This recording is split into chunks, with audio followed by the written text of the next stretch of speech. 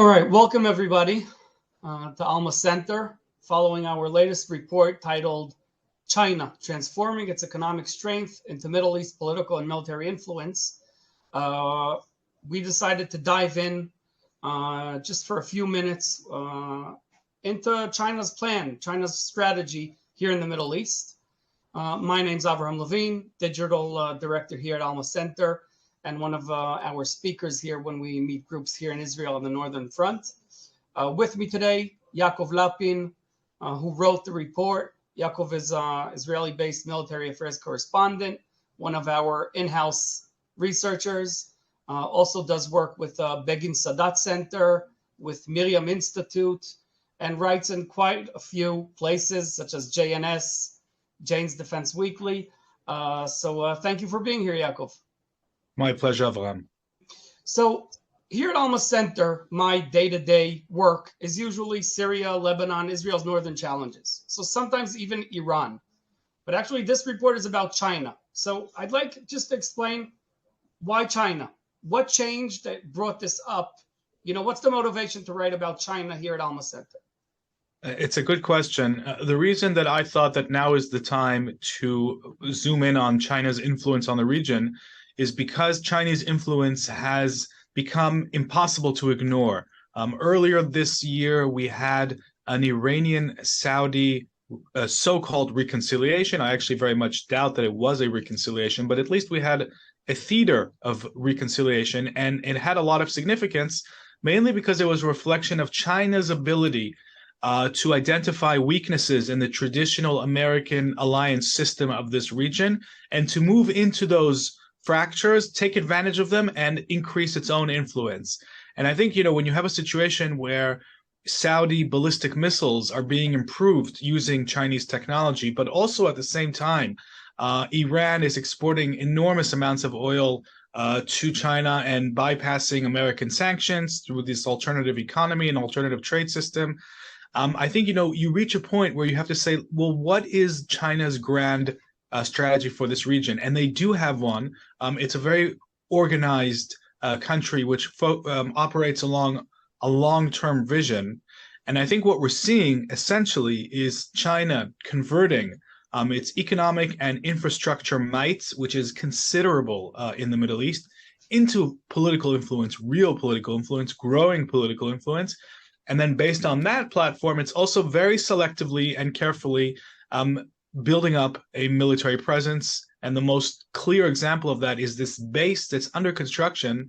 And I think this is remarkable. There's a base, a Chinese logistics military base, according to international reports, under construction in the UAE, which is a traditional American ally. So when you put all of these things together, I think, we can no longer ignore the fact that China has become a very important player in this region, and this has effects on Israel as well. So, all right. So they're pushing, they're moving in essentially, and it affects Israel, U.S. It affects obviously the countries that we delve into in the report. But what's the end game? What's the goal? What's China trying to accomplish eventually? So I think China has a number of long-term strategic goals. The first is to preserve and maximize its economic benefits that it derives from the region, and that involves preserving the flow of oil. There's a massive flow of oil, whether it's Iranian, whether it's Iraqi, whether it's Saudi, to the oil-hungry Chinese economy. And China really wants to make sure that no war breaks out in this region between, for example, Saudi Arabia and Iran. That's one of its motivations for brokering this agreement.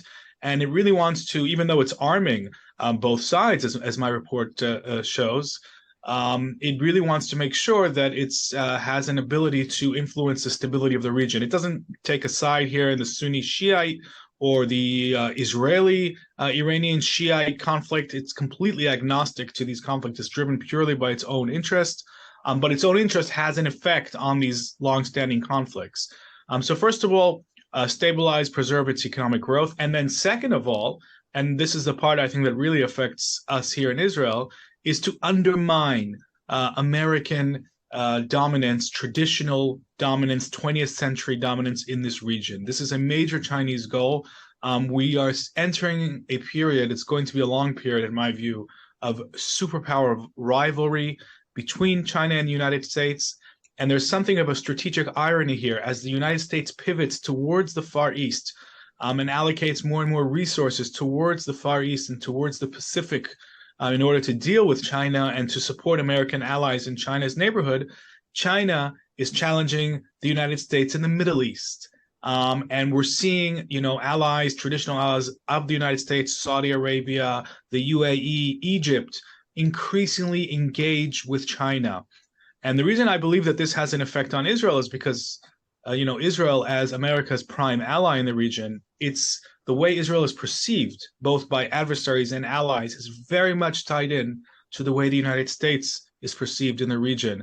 In other words, the stronger the U.S. is perceived, I think this projects very positively on Israel and vice versa. And my report includes examples of Iranian voices actually getting a lot of encouragement by what they perceive as a weakening of the American status in the Middle East because of China's intervention. So what you're describing sounds to me like a sort of right now a Cold War in the backyard of Israel, of U.S. and the Middle East, and as you put it, it sounds to us, at least the immediate thought is United States weaker, China stronger is a problem. But on the other hand, as you said, their goal is to stabilize the area, is to prevent war. So in that sense, can we take advantage of this situation either way, or do you see this as a bad news? Just an our, point of view. Yeah, and I think that's a very, very important question. And there's a few caveats. I agree that it's a Cold War type situation. A few caveats. First of all, militarily, we have to be clear. There's no comparison between the American military presence in the Middle East and what China has wants to even build. Let's put it that way. This base in the UAE and their arms flow, the sales of Chinese arms to the region, while significant, cannot be compared at this stage with the United States. But China has plans to increase that. But politically, we're absolutely seeing a Cold War type situation because as far as these superpowers are concerned, you have to stand with either one or the other, the United States or China. Especially the United States is saying that. It's absolutely furious to see, these developments. So it's very much that type of superpower bloc. And how this affects Israel? Well, look, China has nothing against Israel. On the contrary, China actually admires Israel, admires its high-tech scene. It wants to cooperate and work with Israel. It's investing in Israel. In the past decade. The peak of its investments appears to have hit 2018, maybe 2019. And at that point, we saw American pressure get very intense. Things like, the Haifa port management arrangement, which the Americans took a very negative view on. And they said that it threatened, America's ability to send ships to Haifa's naval base because they're worried about espionage. And we had a lot of pressure and debate here in Israel as well between various, let's call them government agencies and defense establishment agencies about, how much China should be allowed to build things like 5G infrastructure. In the end, they were not allowed to do that. So Israel, I think, has to tread carefully. China is not an enemy, and it should not be seen as an enemy in any way of Israel. It really, really isn't. It's actually quite a lucrative and beneficial business partner to a certain degree. But I think the overriding consideration for Israel has to be the alliance with the United States, because this alliance is so strategically critical to Israel on the security front, on the military, on the intelligence, on the international diplomatic standing. Nobody has our back like the United States. Nobody will. And therefore, any country or relationship that endangers that has to be seen as a sort of second tier consideration. And whenever there's a clash, in my own personal view, the American alliance has to take precedence. And I think that's very important for us to keep in mind. It's more important than lucrative investments and business deals. But we can also turn around and say to the Americans, listen, it would be nice to have American companies, put in a bid for 5G construction or running Haifa port. It's one thing to say no, and it's understandable, but give us a few options. But really, that's a caveat. I think that it's important to keep in mind that without the United States, our strategic, military, and diplomatic position would be unimaginably worse than what it is today. And as a result of that, Israel does not have the ability to sit on the fence.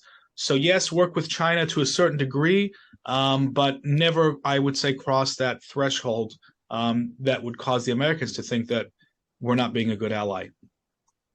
Yeah, it sounds like the Persian Gulf is getting more and more interesting in our point of view.